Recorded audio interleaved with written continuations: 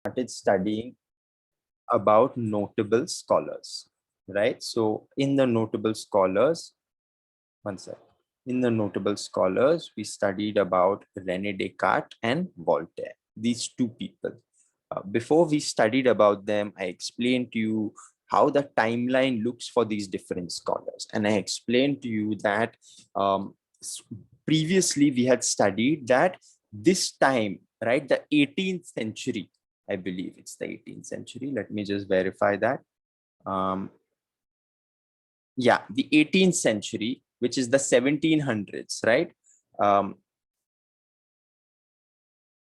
the 18th century was a very important time. So that is the only time frame that we had in our mind till now, right? 18th century में historiography बहुत develop हुआ था और 1737 में गॉटिंगन university जो Germany में है उन्होंने अपना पहला हिस्ट्री डिपार्टमेंट खोला. This is important because before that history was just talking about gods, right? But when Göttingen University started its own history department, that was a sign that we are now taking history much more seriously. We are trying to approach it with scientific principles. We are doing this so much that we can teach it in a university. So that period of the 1700s or the 18th century is an important period. And looking at this timeline, I can understand that Voltaire was someone who was alive during that time, right? He was alive from 1694 to 1778. So that is our reference point in the timeline. And beyond that, what we can see is Voltaire ke pehle there was Descartes. So Descartes must have done a lot of the basic foundational work. He must have spread the basic idea कि history को ऐसे पढ़ते हैं, right? भगवान के बारे में बात मत करो, इंसानों के बारे में बात करो, हिस्ट्री को ऐसे पढ़ो, एविडेंस लाओ, right? Study with evidence, make history more scientific. So Descartes must have really spread that idea before. Then while Voltaire was there, Voltaire must have solidified that idea, made it more strong. Because of that, history must have grown as a subject. And then as we see over time, there are people like Hegel, Marx, Leopold von Ranke, the Annales School of Thought, Foucault, and feminist historiography, right? So all of these other ways of looking at history also came up, and this helped history as a subject develop, right? And that is the value of this timeline. So that is the value in learning the dates. When you learn the dates, don't learn them by heart. Put them on a timeline. It will help you. It will take time, but it will help you. All things that take time generally are worth the time, right? So that's the timeline. I hope that was helpful. And now we come to the next thing we did yesterday, which was NTMBI, right? I told you that we will study each scholar, each famous person who contributed to history using this framework, NTMBI. We need to know their name, we need to know their time period, we need to know their main idea, कि वो क्या बोल रहे थे, उनका क्या approach था history के तरफ, right? What books they wrote and what impact they had on history, right? तो ये चीजें हमें जानने की जरूरत है.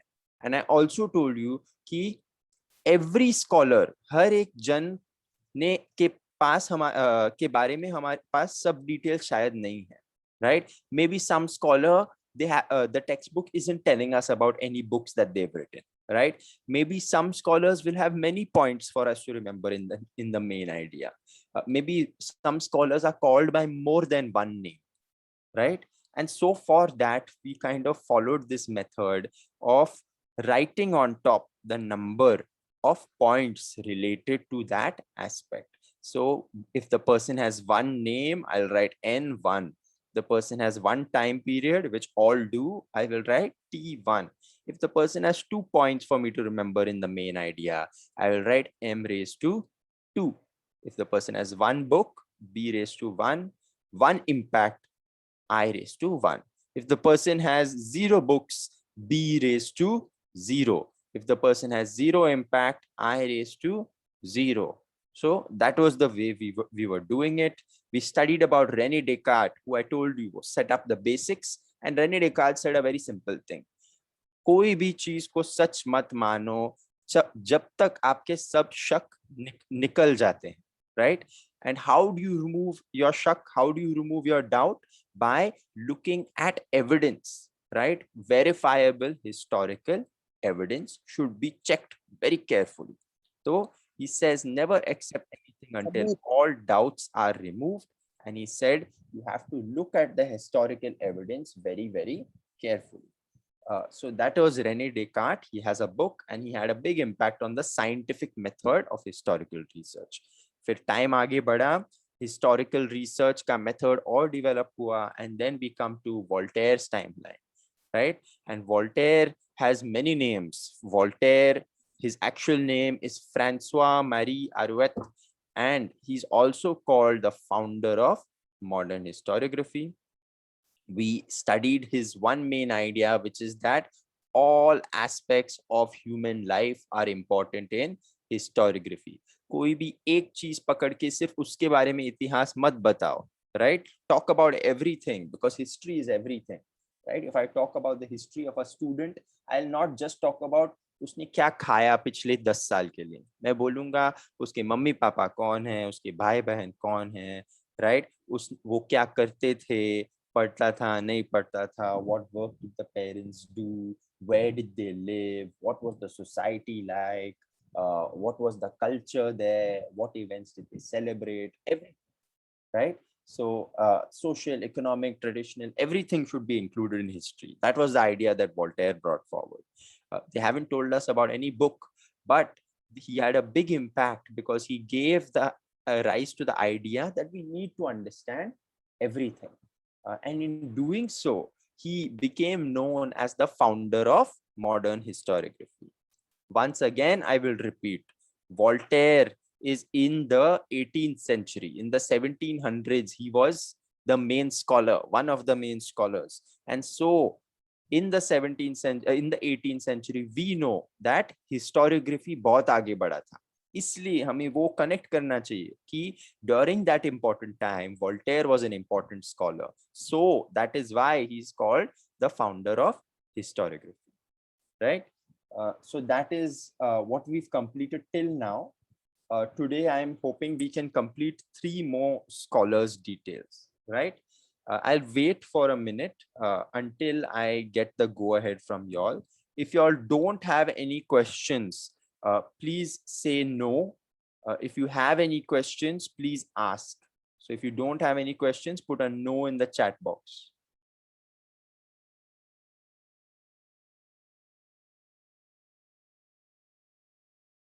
Thank you, Chanda, Karina, Muskan, Aarti. Okay. Okay, great.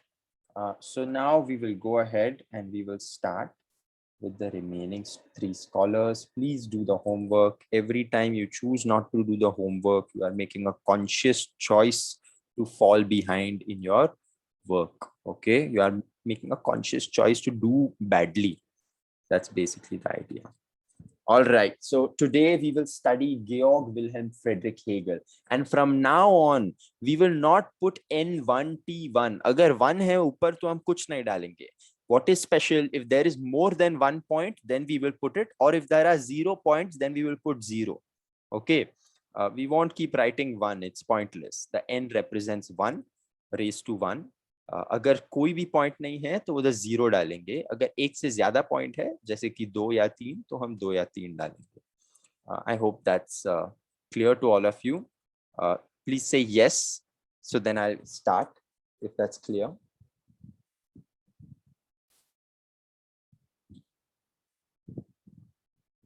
Thank you, Karthik, Chand, Aman, Chanda. Waiting for one more. Okay, Karina, thank you. All right, so this is Georg Wilhelm Friedrich Hegel, and we will be learning about him today. If you have already read and come, right? अगर आप already पढ़ के आए हो, तो आपका कोई idea रहेगा, right? कि NT-MBI ये है, और आप देखोगे कि मेरा आइडिया अलग, शायद अलग होगा, शायद सेम होगा. I want you all to, if you all have read and come, then don't worry if my points are a little different from your points, so long as both of us are giving the same message, then it's okay. Okay? You don't have to like by heart the way I have written it. It just needs to make sense. So if I'm kind of making the same point in different words, then don't take stress. You do the language you are comfortable with. All right. The PPT is just for guidance for you to understand. All right. So his name is a long name, Georg Wilhelm Friedrich Hegel. To remember his spelling, remember Georg is spelled like George, but without the last E. Wilhelm, you should break it into two parts, Will and Helm. So Will is W-I-L, Helm is H-E-L-M, right? Frederick, you can remember the spelling as Friedrich, right? Friedrich. And Hegel, H-E-G-E-L. Till you say the name out loud, you will not, or it will become tough for you to remember spellings if you do not say the name out loud, right? So say it out loud to yourself, Georg Wilhelm Friedrich Hegel, and then you can break up the way the word is written, and then you can remember the spelling, right? For short, we just call him Hegel, but you do need to know his full name. He was alive from 1770 to 1831. So again, 1770 is still a prominent time for that real development of history, right? Still prominent means important, noticeable time, right? For the development of history. So 1770 to 1831. And he comes in at a special time. So let's understand what his contribution is, what his main idea is, right? So the first point he says is history, you need to present it in a logical manner, right? In a logical manner, as in maybe in a way that is understandable, right? And so he says that the logical manner he's proposing is that you need to do it in a timeline, right? So present history in a logical manner. Timeline से history बताओ, क्योंकि timeline से, जैसे कि मैंने आपको बताया, right, timeline से हमें प्रोग्रेस समझ में आता है, right? What is the progress? What is the growth? Like I showed you, first there was Descartes. So in your mind, you should know Descartes just said, first, carefully check everything, right? Then there was Voltaire. Voltaire brought up the idea that don't just talk about one thing in history, talk about everything in history, right? And as time progressed, in the end, we reached feminist historiography, which was the idea, which we'll come to know, that you should look at things from women's perspective also, right? So timelines help us understand the progress of history. So it's important to present history in the logical manner of a timeline. And lastly, he said, and this is kind of very important, he said, as we get new information, we will add it to our history, and so history will change, right? So what he's saying is that history is not a fixed thing, right? Unlike science, which we learned in the beginning of the chapter. He said, history may will always come to know new things. And whenever we come to know new things, our way, or the way we are presenting history, that will change. And what he's saying is that that's okay, right? That is the nature of the subject of history, and we need to accept that as the nature of the subject of history. And his book in which these ideas are written are Encyclopedia of Philosophical Sciences and Reason in History. And the impact this main idea had was that because he said this, ठीक है, नया evidence आएगा, नई चीज हमें पता चलेंगे, और उससे हमारे इतिहास का समझ बदलेगा, और ये ठीक है, ये इतिहास का रूप है, ये इतिहास का नेचर है, right? Because he said that, and because he was such a prominent scholar, historians began to believe and understand that even though historical research methods are different from scientific research methods, they are still of high quality. जब गेorg Wilhelm Frederick Hegel आए और जब उन्होंने बोला कि इतिहास ऐसा है, नई चीज पता चलेंगे, इतिहास बदलेगा, राइट? पर उसका मतलब नहीं है कि इतिहास बुरा है. This is just the way history is. जब इन्होंने ये बोला तो बाकी सब हिस्टोरियंस का हौसला बढ़ा, उनको अपने सब्जेक्ट में ज्यादा भरोसा होने लगा, right? That history is different from science. History cannot be the same as science, but we can use scientific principles in history to make it more accurate, to make it more of a serious subject.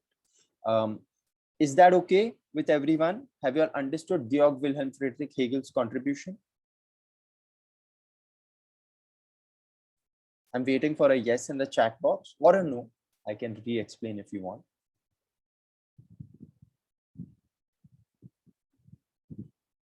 Thank you, Khadija, Muskan, Aarti. Waiting for at least 2 more students. Thank you, Lalit, Sahil, Fiza, Alfia, Raj. Great. Great. Everyone, just send the yes, or the no, but participate, because otherwise your mind will switch off. क्योंकि आप सोच रहे हो कि कोई और कर लेगा, but essentially वो करने से आपका participation कम हो रहा है, right? So ठीक है. So we are done with Georg Wilhelm Friedrich Hegel. So I'll just recap. You should have this in your head, right? So we started with Descartes. Descartes said, check everything properly. Until you check everything and all your doubts are clear, you cannot write history. Okay, एकदम clear करना चाहिए, सब कुछ ठीक से check करना चाहिए. So he set the foundation. After that, at a time of great growth for the subject of history, we have Voltaire, the founder of modern historiography. And Voltaire said, don't just focus on one topic, focus on the entire life of the people, everything in their lives, the economy, the politics, everything, right? And that was an important idea. So we have checking, we have including all the topics, and then Hegel speaks about the nature of history as a subject. Hegel says, present history in a logical manner, give it a timeline. A timeline is important. It shows us progress. And Hegel says, don't worry, history will keep changing as we get more evidence. And that's okay, right? And this helped us understand that science and history are different, but that does not mean history has low value. History still has a value of its own. So this is the progression. This should be in your head. Okay. So that's Hegel. Sorry, 1 second. I just have to present again. Yeah, okay. And now there's a do you know box in your textbook, right? And in the do you know box, they explain this beautiful idea of dialectics. So dialectics is an idea that Georg Wilhelm Friedrich Hegel came up with, right? That an idea that he practiced, a tool that he used. ये इनका technique था कोई भी चीज समझने के लिए, right? So keep that in your head. This is a technique to understand things, okay? To understand things well. And for all of you who are planning to study arts later in life, remember your history book is a really good book, right?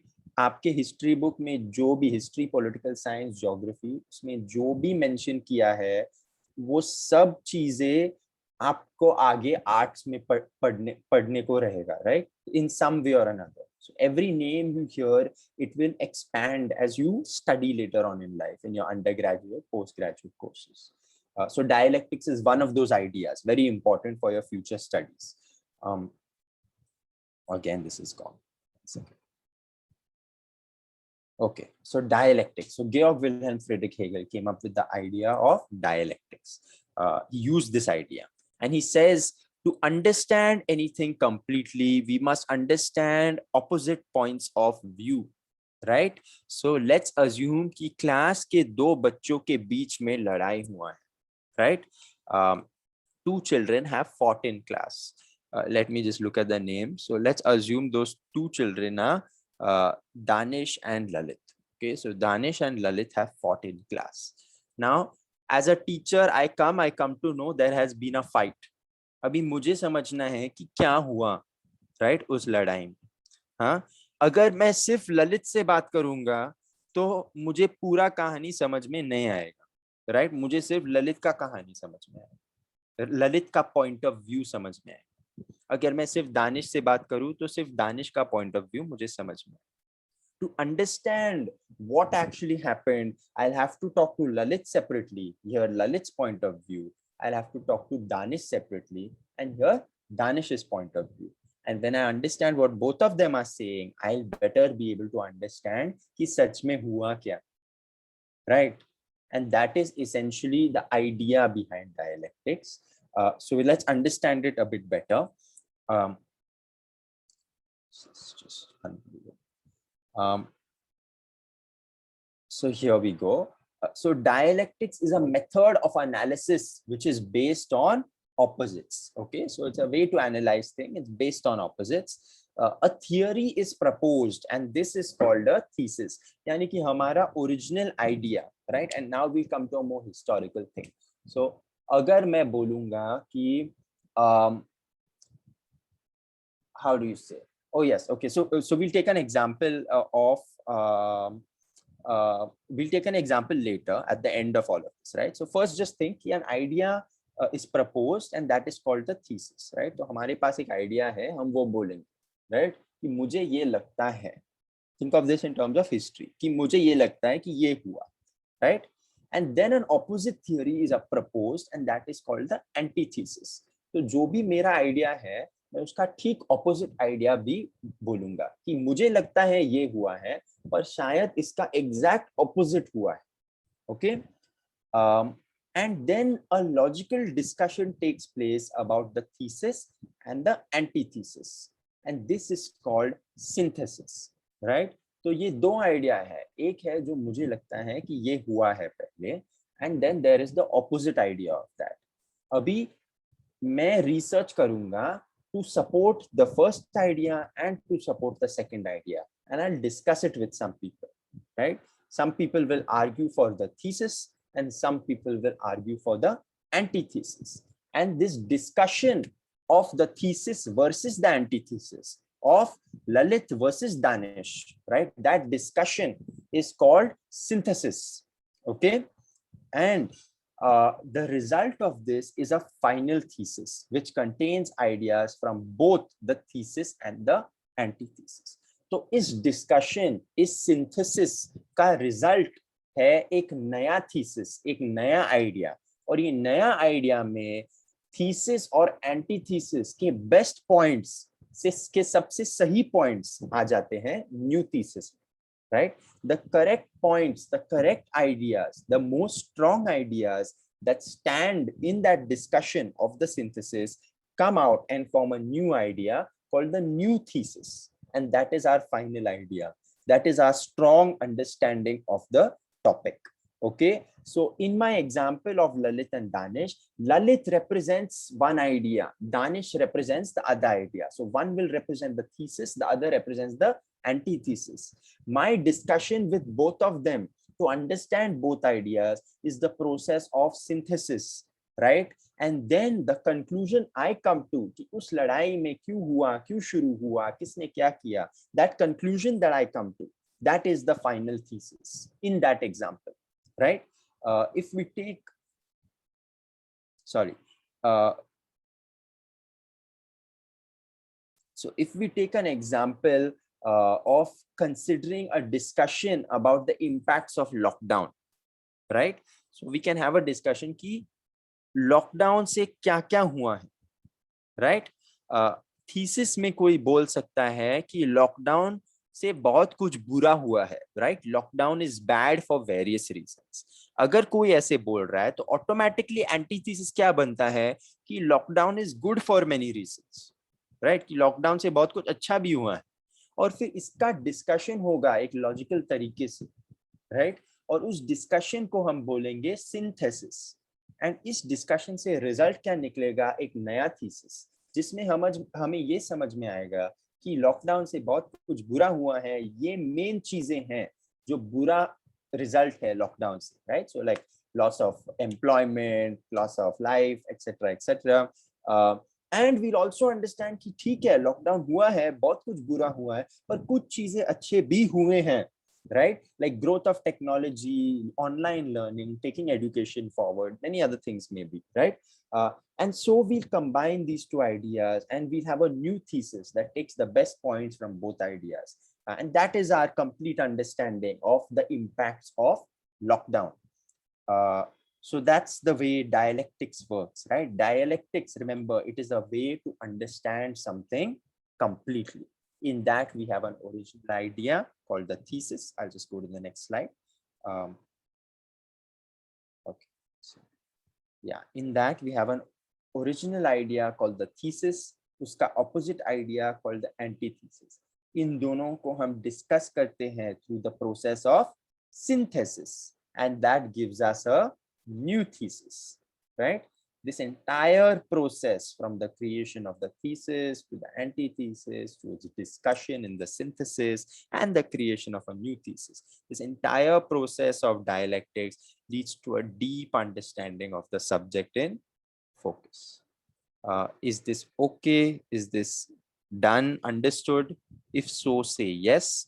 If you want me to repeat something, please specify what you want me to repeat, what you want me to explain.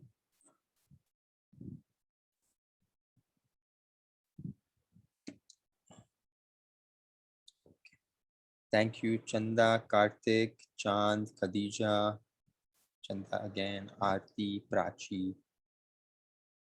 What about the others? These are all the regular names. Where are the other students?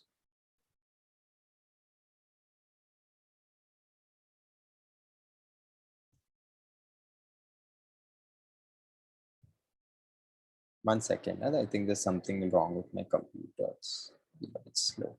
We are studying about Leopold von Ranke.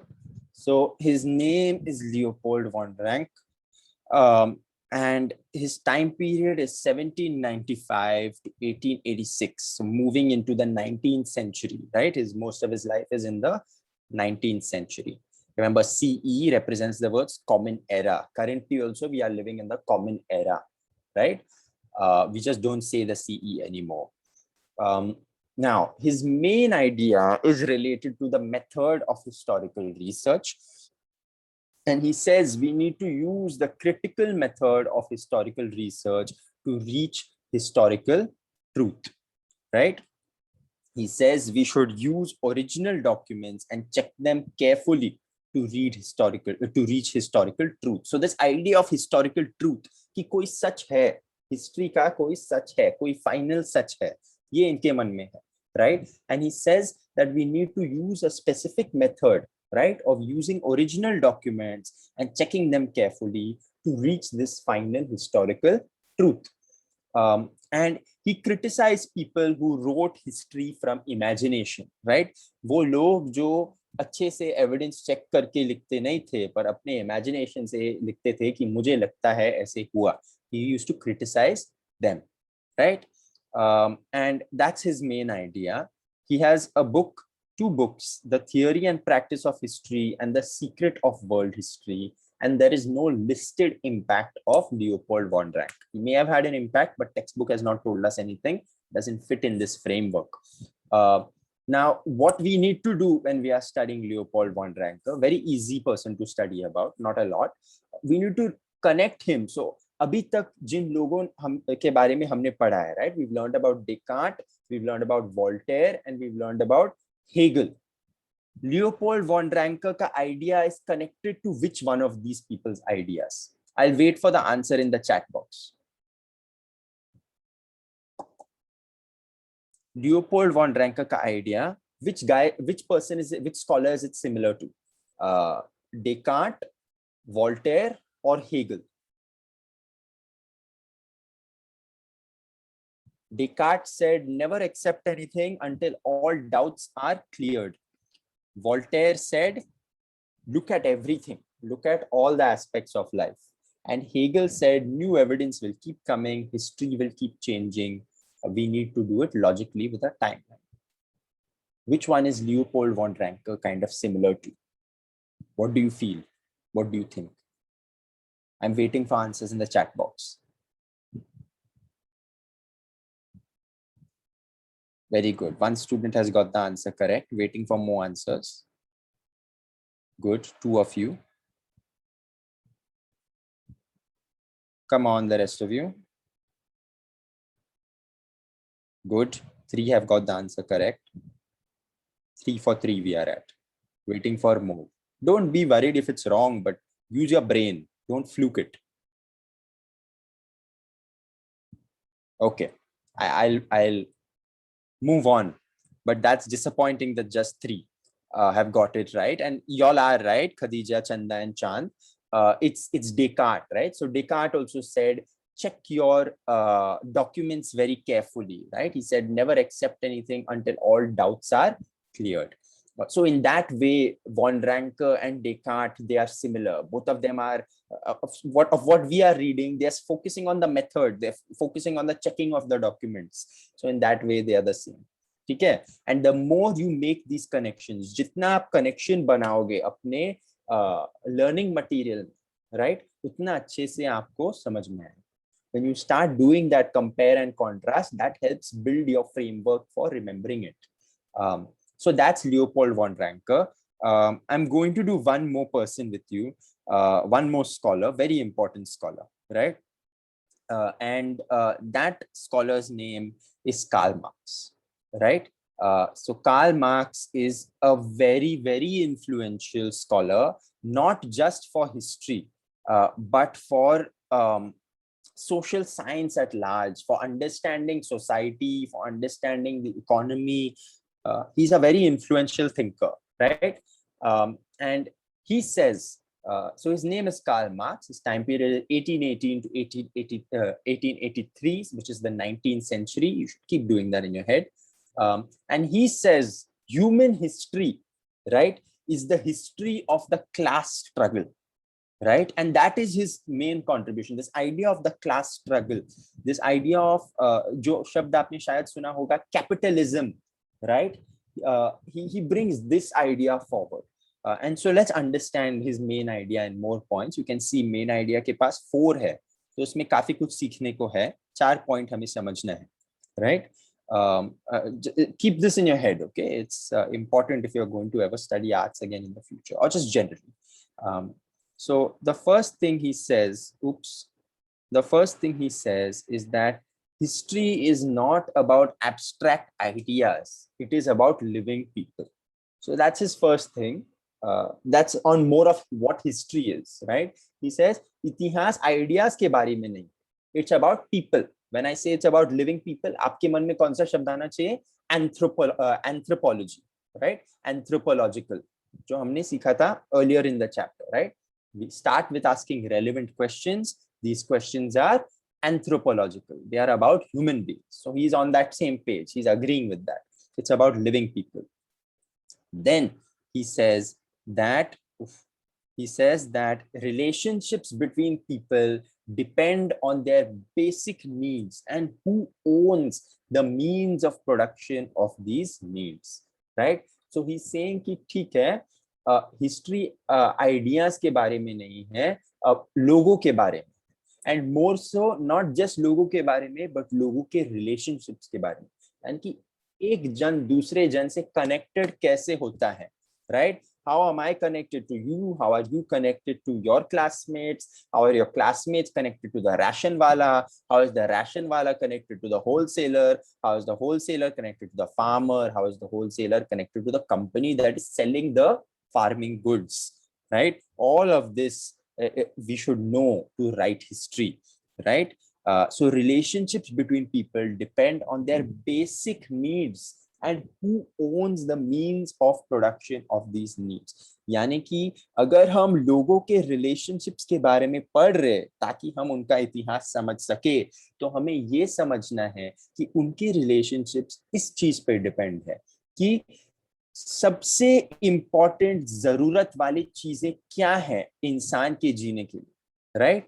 और इन चीजों को कौन बनाता है, कैसे बनाता है, right? जैसे कि हमें जीने के लिए अनाज की जरूरत है, हमें जीने के लिए इलेक्ट्रिसिटी की जरूरत है, हमें जीने के लिए पानी की जरूरत है, रहने की जगह की जरूरत है. So these are some of our basic needs, right? Now we need to think कि who owns the means of production of these basic needs, right? Who produces our electricity? Who produces our food grains? Who produces our housing, right? Who provides for it? Who gives the service of it, right? So electricity, we can say that Reliance is providing a lot of our electricity, right? And so our relationships depend on these things. So what I had said earlier, if you need food, right? So for food, you get ration, you go to the ration wala किस आदमी से या किस कहाँ से अपना ration लाता है, वो अपना राशन कहाँ से लाते हैं और वो अपना राशन कहाँ से लाते हैं. एंड में कोई मेन रहेगा, राइट, जिसके पास कंट्रोल है फूड प्रोडक्ट्स की. जैसे कि P&G is a brand, right, that controls a lot of your your biscuits and other things. So our relationships depend on what we need from each other, and who is the person who controls a lot of our basic needs. Who are the people who control a lot of our basic needs? Just keep that in your head for now. And based on who can access these needs and who cannot access these needs, society is divided into classes. कुछ लोगों को आसानी से electricity मिलता है, आसानी से खाना मिलता है, पीना मिलता है, रहने की जगह मिलती है, right? So those people become one bracket of class. Some people find it very, very, very, very, very hard to get all of these things. Those people will form a certain bracket of class. Some people will be the ones who are producing all of these things, right? वो घर बना रहे, building बना रहे, या तो वो electricity बना रहे, या तो वो अनाज का फार्मर से खरीद के पैकेज करके बेच रहे हैं, right? So these people will also form a bracket of class, right? So different classes have different access to these basic needs, right? And that access kind of depends on how close you are to the means of production, right? How in control you are of the means of production.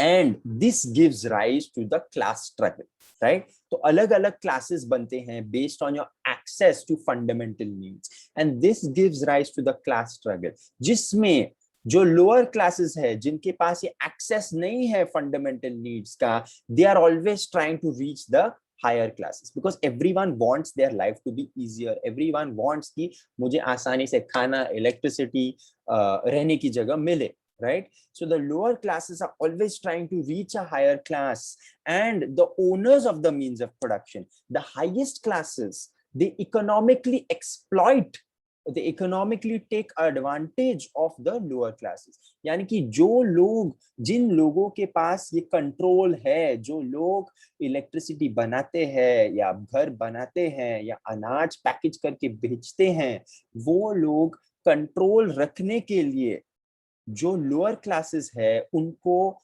उनका फायदा निकालते हैं, right? So a simple example of this will be farmers, right? सच में हमारी अनाज कौन उगा रहा है? हमारे फार्मर्स ग्रो कर रहे हैं, right? But farmers are still poor, right? Farmers are still poor because farmers are not in control of the distribution, of the selling of the grains, and that's the important thing, right? अगर कोई झारखंड में चावल बना के रखा है, पर वो चावल कोई खरीदने के को है नहीं, तो फर्क नहीं पड़ता. So that is where the companies take advantage, right? They take that rice, they buy it for a very cheap amount, right? They exploit, they take advantage of the farmer, they buy it for a very, very, very low amount, right? And then they package it, shine it, clean it, and they sell it for a huge profit to the consumers, right? So who is in control? It is the company that is packaging and selling your grains, right? They are the ones who are at the top of the class hierarchy. And essentially they are taking advantage of the farmer, and to an extent they are also taking advantage of the poor consumer, right? And so that's the idea. The farmer wants to make more money, but if the farmer starts making more money, अगर company जो है अनाज 10 रुपया kilo का खरीद रहे हैं, right? And instead of that farmer बोलेगा नहीं मुझे 50 रुपया किलो का चाहिए, तो फिर जो डिस्ट्रीब्यूटर है वो कहेगा कि नहीं मुझे नहीं चाहिए, जाने दो, राइट? अगर बेच रहे हो तो 10 रुपया किलो में बेचो. So in that way, he's taking advantage of the farmer. He's not letting the farmer make more money. right? And in that way, the higher classes or the people in control of means of production, they take advantage of the lower classes. So this is the idea that Karl Marx has, right? He says कि हमारे सब relations, हमारा पूरा इतिहास इस पे ही depend है. हम अपने इतिहास को इस तरीके से हमें देखना चाहिए, क्योंकि इससे हमें बहुत समझ में आएगा कि लोगों के बीच में relationships कैसे चलते हैं, right? The relationship is one based on the class struggle, that everyone wants to do better.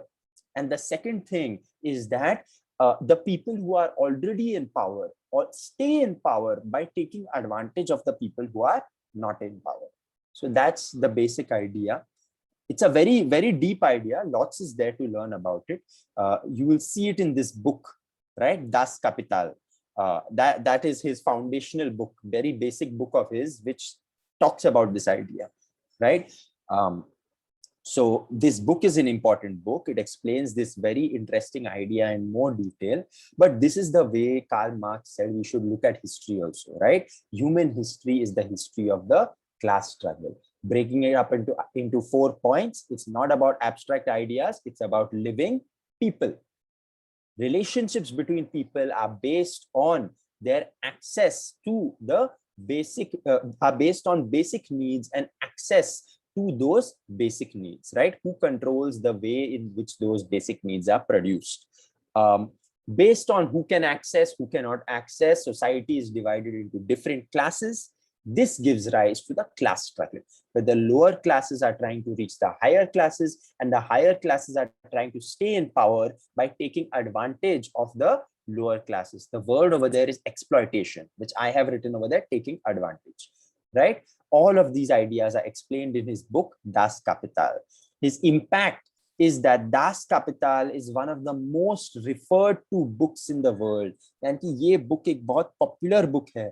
लोग अपने knowledge बढ़ाने के लिए, आज के दिन के समाज और इकोनॉमी को समझने के लिए वो दास कैपिटल पढ़ते हैं, कार्ल मार्क्स के पर्सपेक्टिव, कार्ल मार्क्स की सोच को समझने के लिए. Because it's an important idea in understanding the world. There are many ways to understand the world. This is one very prominent, very famous idea of understanding the world, right? So if that's helpful, if you've understood what I've said, please send a yes in the chat box. Otherwise, send a no in the chat box. Yes, Das Kapital means the capital, is German. So that's the German translation.